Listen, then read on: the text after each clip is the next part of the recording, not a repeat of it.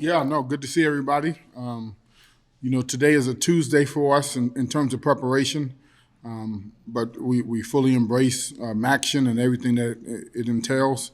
Obviously, Akron was a great opportunity to get a win. It's always good when you win and you feel like you can play better, and I think that's what we are chasing.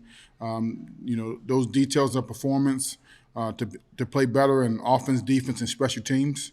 And I think that's something that, I'm excited to get back on the practice field tonight and work with the guys. We gave them some time off to recover, a full day and a half. Went with a night practice to try to simulate a Tuesday night game. But certainly excited about the opportunity that's presented to us this week with Miami of Ohio. First of all, it's for the Mallory Cup. That's something that I think is very, very special for Coach Mallory. That had an opportunity to coach at Miami of Ohio and Northern Illinois. We know what he means to both programs. Obviously, Coach Novak coached under him.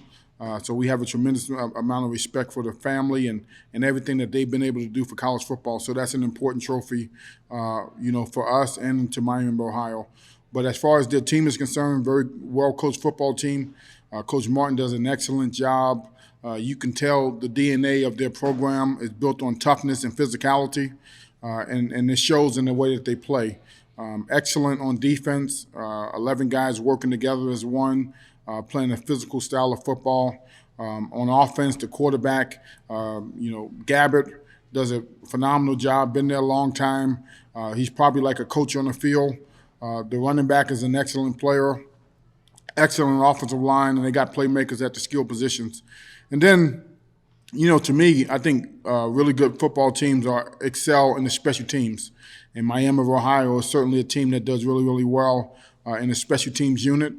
So we have a tremendous challenge in front of us. It's going to take an excellent week of preparation, but also it's going to take an excellent week of physicality because this will be a physical ball game.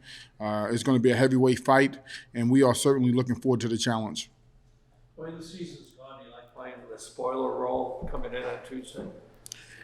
Yeah, I guess I don't look at it as the spoiler. I look at it as it's two evenly matched football teams that's trying to compete to get a victory. So, I can't worry about them or their situation. All we can do is worry about us and trying to be 1-0 on Tuesday night. So that don't even enter our thought process trying to spoil something for somebody else. All we trying to do is find a way to win a game on Tuesday night. And it's going to take 4 quarters of Husky football in a physical manner, and we have to play clean in all 3 phases. What do you want to see change out of what do you think needs to change for the special teams unit now to have more success? You talking about our special teams? Your special teams, yes. Well, we need guys to do their jobs. 90% of the units are doing really, really well.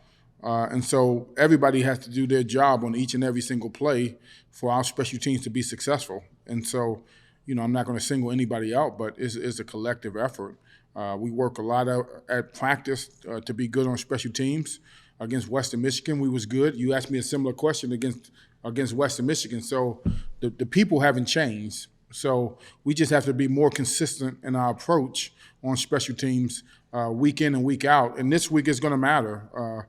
Special teams can determine this game. And so we got to make sure we give ourselves the best chance possible by having a positive impact on the game and special teams.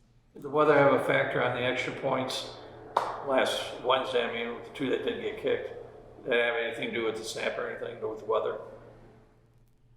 Everybody's dealing with weather, right? So if you make it one time, you should make it every time. So I don't like to – we just have to execute each and every single play. Coach, you mentioned in all 3 phases you wanted to clean things up. In the first half, things went really smoothly offensively, and then the second half, it kind of tailed out. What did you see in the second half that changed from the first? Well, I think, we stalled out in some situations, right? On offense, we were 2 of 12 on 3rd down. And so that's not what we've been all season. All season, we hovered around 45% on 3rd down. And so if you're 2 of 12, you're not giving yourself a chance to sustain drives. And that's what happened. We didn't sustain drives. We put our defense in some tough situations. And so for us to be the type of offense that we want to be, we have to be in that 45 to 50% range on third down, to be able to have the opportunity to stay on the field, to wear people down, and obviously to give ourselves a better chance to score. Coach, you talked about the importance of the Mallory Cup and the legacy that Bill Mallory had on both programs. Considering the fact that you guys have lost the first 3 rivalry games versus Miami and that you lost the Ball State game earlier this year, how much more important is it for you guys to get a win this time around? Yeah, it's not any more important than beating Akron last week. Every week we play, we want to have a chance to win. So we're not going to act like this trophy is more important that we have to win the game. Our kids are motivated internally to win, and that's why they practice as hard as they practice, and they put as much as they put into it is to give themselves the best opportunity to win. And I couldn't be more proud of them as a coach. I know our record is what it is, but we've been ready to play each and every single week, and that's a fact. I've had teams here where they didn't show up and they wasn't ready to play, and we got handed it to us. So every game that we lost has been a 1-possession game. We can pinpoint exactly why we lost, and when you can pinpoint those type of things, you have a chance to improve and get better for the long haul.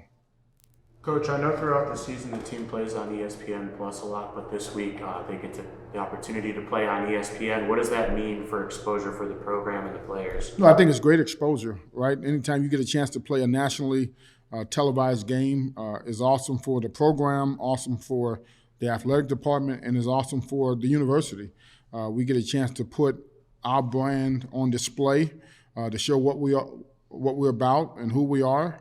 And I think our players understand that. So I'm sure they want to play well. When everybody's watching, I'm sure they got their friends and family that they text and say, "Hey, check me out." 8:00 Eastern on ESPN. You talk to the team, or maybe you already have, about Bill Mallory. I mean, you ties with Joe, of course, and Joe with Bill, and I think I'm the only one in the room when Mallory was coaching here, and I was here too. But I mean, you talk a little bit about him. Yeah, I try to mention coaches that I know throughout the year. It's kind of like Valentine's Day, right? That's not the only time you should show love and appreciation for your significant other. So obviously we have a lot of respect for Coach Mallory and Coach Novak, and I try to make sure we mention the things that they've instilled in a lot of people, and I think that's transcending for life. Football is a great teacher of life, and the lesson that I learned from Coach Novak, who learned it from Coach Mallory, will stick with me forever. And I try to instill those same things into our players. The game of football is just an opportunity to learn about yourself and to learn how to get prepared for life. And so that's what we try to do at our program, to not only grow them as football players, but to grow them as men. Coach, I know last week you talked about Ontario having a good chance to play against Akron, and then obviously he doesn't play on Wednesday night. How is he trending right now? Yeah, no, we certainly looking forward to getting them back as soon as possible. So, we'll see. Obviously it was a bad tackle that he went down on, but he's in good spirits. I've talked to him, text him, make sure he's in the right frame of mind to get himself prepared. Coach, last week on the line you missed Evan Buss, but Thomas Posh stepped in. How did you think he did in the step-in role for Buss? Tommy Posh did a phenomenal job. Our line is playing at a high level. The reason we're having success on offense is a direct reflection of the guys up front. And Posh did a good job stepping in for Buss. Hopefully Buss is back this week, which it would enhance our depth. But those guys are blocking really, really well. They playing together with great chemistry. We have great leadership up front with J.J. Lippy, Logan Shernis, and John Champ, and they playing like it. You want your seniors to play their best football as the season starts to wind down, and those guys are certainly doing that. It's been tough with the game plan, losing a day, playing a day earlier than last week, or is it pretty? No, we actually prepared for Miami or Ohio before we played Western Michigan. So we put a lot of work into studying Miami of Ohio. The defensive coordinator from Buffalo was at Miami of Ohio, so very similar in scheme. And one thing about Miami of Ohio, they're going to play the way they play. So how they're going to line up. You know how they're going to play. They're going to play tough and physical. with heavy hands and try to disengage on blocks, and they're going to try to add an extra, hat to the box. So there will be no frills with this game. So we got to get prepared from a physical standpoint. And what I explained to the coaches, although it may seem like we have one day less, you actually gain more time from the standpoint of yesterday, which was Thursday, right? The players were off. Today, we got a night practice tonight. So you got all day Thursday, all day today, plus the day that we had before Western Michigan to game plan. And then you got the weekend, right? We practice midday, but then you got the time before and the time after to put as much work and as time necessary from the game plan to clean up the details of performance to make sure we put our players in the best position possible to be successful on Tuesday night. So other talent, they haven't changed that much since 2022 when you guys played them? Yeah, they know Coach Martin is going to do what he does well. He's a defensive coach. He knows how to coach defense, but more importantly, he's going to coach technique and effort and fundamentals and toughness, and that's what you love to see. They kind of remind me of Iowa a little bit in that they're going to play their style of play and try to defeat blocks and be more physical than the opponent. So, for us, we kind of know how they're going to line up. We know what blitzes they like, when they're going to blitz, and so now you got to win your one-on-one matchup, and that's what this game is going to be about. Who can win their one-on-one matchup the most? And so we got to put a lot of work into it, but we got to have that physical demeanor with the way we play, and it's going to be. I think it's going to be a tremendous football game.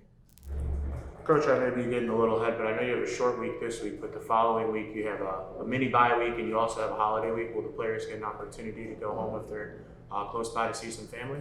Yes, we did that last year too when we played Kent State. We played the last game of the year. So what we did was, because we have extra time, we put the whole game plan in before Thanksgiving and practice our normal game week preparation before Thanksgiving.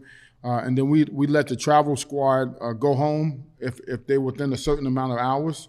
And then our freshmen, we let go home for the whole weekend and let them get a chance to get away. Our freshmen haven't been home since the 4th of July. So for those guys to have a chance to go see their families, and for guys that live too far, that's on the travel roster, we'll have Thanksgiving dinner at the facility.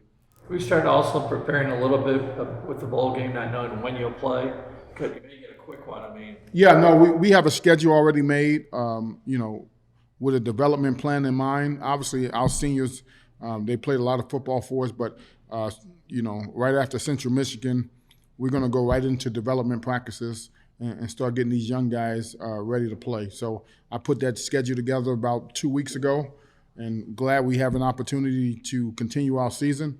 But obviously, for our program, it's going to be so important to get the young guys ready to play. And let me just tell you, our young guys, our freshman class is the best class we've signed from a physicality standpoint, from an athletic standpoint, from a play standpoint. And so I'm anxious about their development. You see it on the practice field. We've started to play more freshmen. You probably haven't noticed them, but Lane Mansmith has played. Lance Ingle has played. Jason Fowler played last week. LaDon Bryant is playing wide receiver for us. Obviously, George Demopoulos is playing.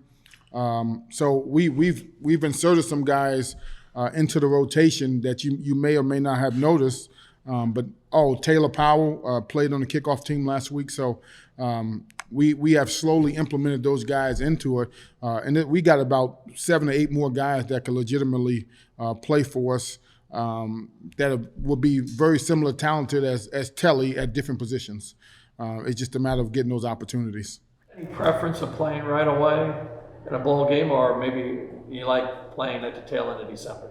Yeah, I grew up under Coach Alvarez, who said there's no such thing as a bad bowl game. So whenever we get an opportunity to play, we'll be excited to do that.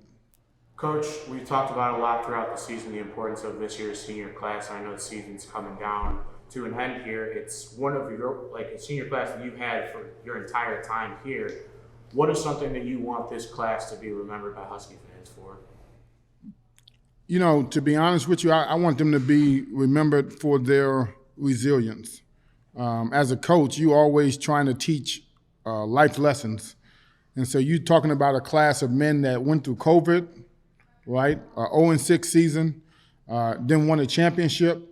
Then the next year we had injuries, but then fought themselves back. And I think being resilient and persistent goes a long way in life because everything is not going to go your way. But I couldn't be more proud of them, seeing those guys' faces when they was 18 years old and now seeing their faces when they 22, 23 years old, is emotional, right? Because you talk to them different, right?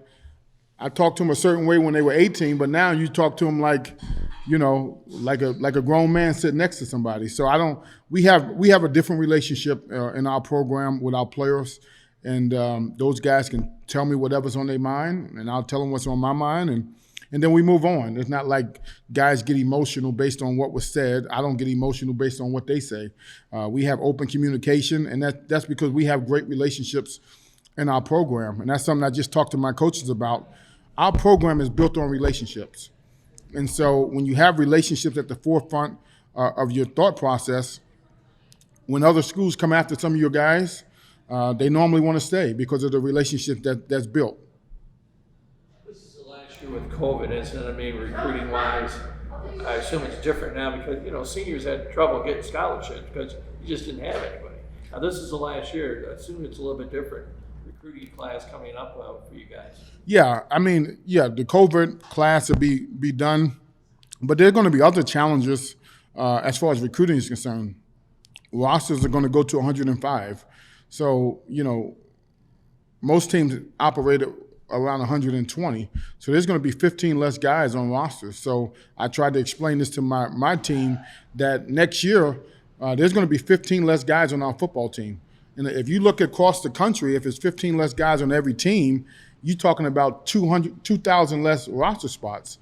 So there's going to be a lot of guys that, want to go into the portal and think it's sweet and wind up not having an opportunity to play anywhere. Also, can you go into households now, or yeah, they changed the rules that and that is unfortunate. We can't do home visits before they sign. So that's something I really look forward to is getting into our recruits' homes and talking to the families and getting around them in their environment.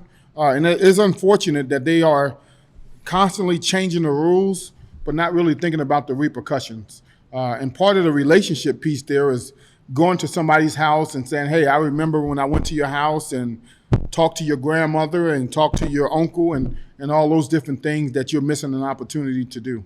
Any reason why they changed that? If they give you any reason? Well, the signing day moved up. And so when you change one thing, it creates ripples for other things. And so the whole calendar had to be revamped. But, they really need to think about if you want to keep kids in your program, there better be relationships with not only the kid, but their families. And the best way to create those type of relationships is having the ability to do home visits. Well, really, person to person with a parent, you may not seem to after the kid sign it. Yeah, now I am going to go into our recruits' home after they sign. And we've had them on campus multiple times, but it's just something about, and maybe because I'm old school, I used to love to go into home visits and mingle, but it's unfortunate, but I think that's a big piece. So if you don't go into somebody's home, then that's more guys that feel less connection to your program, and that's not a good thing for college football. Coach, you talked about players staying in the program. In the current state of college football, you see players leave programs every week, even throughout the season. Can you just talk about the job your coaches have done to keep players? Yeah, no, our coaches have done a phenomenal job with relationships and the guys in our program. And we have constant dialogue and make them feel wanted. We do a lot of things to, show the players that we love them and to take care of them. We, cook for them, take them out to eat. We do a lot of things that's important that, the people in our program value. And I think those relationships and helping people develop is why we've been able to, maintain our roster. Coach, I know back in 2021, you guys had one of the youngest rosters in the FBS. Now it cuts down to the senior heavy roster, all the oldest. Now with all those guys leaving and all these freshmen talking about stepping up, you think we kind of repeat the cycle in a way? No, we're going to continue. We've really increased the level of consistency in our program. from how we attack the weight room to how we practice to how we eat, training, nutrition, weight. And so when you can increase the level of consistency, it allows you to be more consistent in your play. And so I've been very pleased and proud with the young guys, learning from the older guys, and we feel like those guys will be ready to step in and be able to contribute extremely quickly. And so although I'm going to miss the seniors, we're going to be just fine from a talent standpoint next year.